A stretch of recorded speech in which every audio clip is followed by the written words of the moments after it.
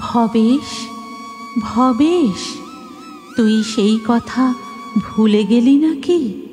বলেছিলিস না তুই আমাকে অনেক বড় রূপে পুজো করবি। আমি বড় রূপে তোর হাতে পুজো নিতে চাই। ভবেশ, ভবেশ। ভবেশের স্বপ্ন ভাঙতেই সে আঁতকে বিছানায় উঠে বসে।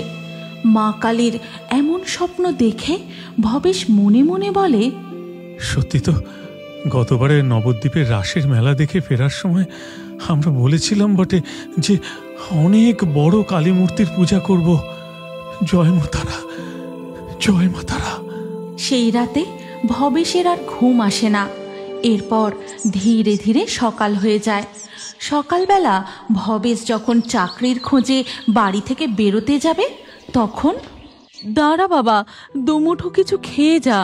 না মা, আজ অনেকগুলো কারখানায় খোঁজ নিতে যেতে হবে, দেরি হয়ে যাচ্ছে মা, আমি এলাম। হে মা তারা করুণাময়ী, তুমি ছেলেটার একটা চাকরির ব্যবস্থা করে দাও মা। এরপর ভবেশ বাড়ি থেকে বেরিয়ে একের পর এক কলকারখানায় চাকরির জন্য খোঁজ নিতে থাকে, কিন্তু সব জায়গাতেই তাকে হতাশ হয়ে ফিরতে হয়। ক্লান্ত হয়ে সে যখন একটি চায়ের দোকানে বসে চা পান করছিল, ঠিক তখনই একটি মেয়ে তার কাছে আসে। বাবু, ও বাবু, আমাকে একটি বিস্কুট কিনে দেবে গো? দেখো না, আমি এই কাগজের টুকরোটা দোকানদারকে দিলে সে আমাকে বকা দিয়ে তাড়িয়ে দেয়, একটাও বিস্কুট দেয় না। আরে পাগলি, এটা যে একটা খবরের কাগজের টুকরো, এটা কোনো টাকা নয়। আচ্ছা বেশ, তোর এই কাগজের টুকরোটা আমাকে দে, আমি তোকে বিস্কুট খাওয়াচ্ছি। ঠিক আছে গো, এই নাও, এই নাও।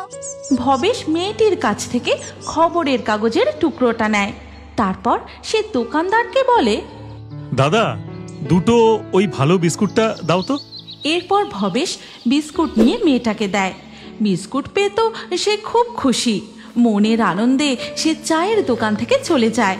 ভবেশ বসে মেয়েটির দেওয়া খবরের কাগজের টুকরোটি দেখতেই সে লক্ষ্য করে, আরে এখানে যে চাকরির বিজ্ঞাপনের খবর দেওয়া, আমি এত খোঁজ করলাম কিন্তু এই পাটকলেই তো যাওয়া হয়নি, এটা তো একদম কাছেই। ভবেশ আর এক মুহূর্ত দেরি না করে সেই পাটকলে ছুটে যায়।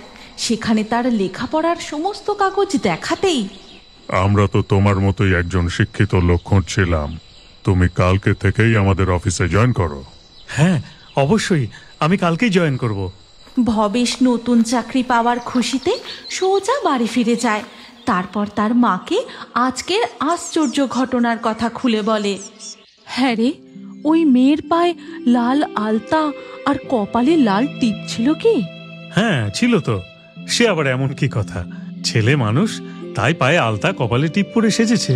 ও ভবেশ, তুই যে তাকে কাছে পেয়েও চিনতে পারিসনি রে বাবা। আজ মা স্বয়ং এসে তোর চাকরির ব্যবস্থা করেছেন। জয় মা তারা, জয় মা করুণাময়ী।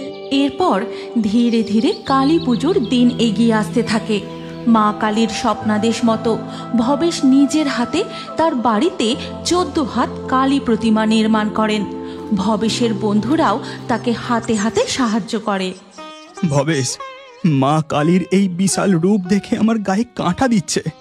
পদ্মের ন্যায় তার চোখ, ডান দিকের উপরের হস্ত দিয়ে মা আশীর্বাদ করছেন, তার নিচের হস্তে মা জল ভরা সন্দেশ ধারণ করেছেন, বাম দিকের উপরের হস্তে ধারণ করেছেন তার খাঁড়া, আর নিচের হস্তে ধারণ করেছেন পাপিষ্ঠের মস্তক। এরপর ভবেশ মা কালীর পূজা শুরু করেন।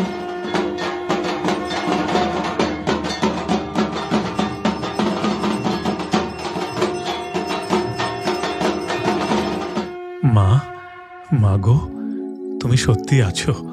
এই অভাগার যেভাবে তুমি কর্মের ব্যবস্থা করে দিয়েছ, সেইভাবে তুমি সকলের কল্যাণ করো গো মা।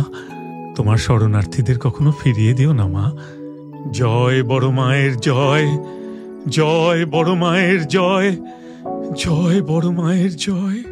এরপর থেকে ধীরে ধীরে নৈহাটির বড়মার মহিমা দিকে দিকে ছড়িয়ে পড়ে।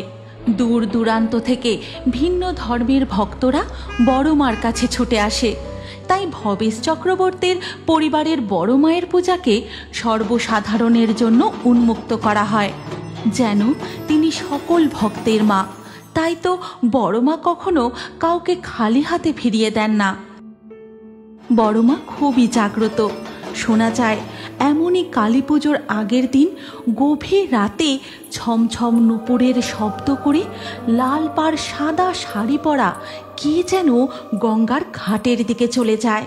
তোমরা যদি নৈহাটির বড়মার এমনই আরও অলৌকিক ঘটনার কার্টুন দেখতে চাও তাহলে কমেন্টে নেক্সট পার্ট অবশ্যই লিখো।